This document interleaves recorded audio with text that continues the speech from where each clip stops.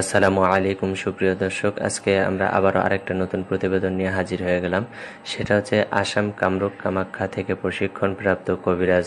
মোহাম্মদ সাইফুল ইসলাম। উনি যে সমস্ত কাজ করে থাকেন সেটা হচ্ছে স্বামী স্ত্রীর অমিল, বিয়ে শাদী হয় না, নিঃসন্তান, জিনের আসর, মানসিক নষ্ট, শরীর বন্ধ করা, বিদেশে বাধা, প্রেম ভালোবাসার ব্যর্থ, ব্যবসা বাণিজ্যের বাধা, হারানো জিনিস বাহির করা, বান ও কুফুরি কাটা, বাড়িতে বাড়িতে অশান্তি, জমি নিয়ে মামলা মোকদ্দমা, শত্রু দুশ্মনকে দমন করা। বিশেষ করে উনি প্রবাসী ভাইদের যে সমস্ত কাজ করে, প্রবাসীদের যে সমস্ত কাজ করে থাকেন সেটা মোবাইলের মাধ্যমে করে থাকেন এবং কাজের আগে উনি কোনো টাকা নেয় না, কিন্তু কাজ করার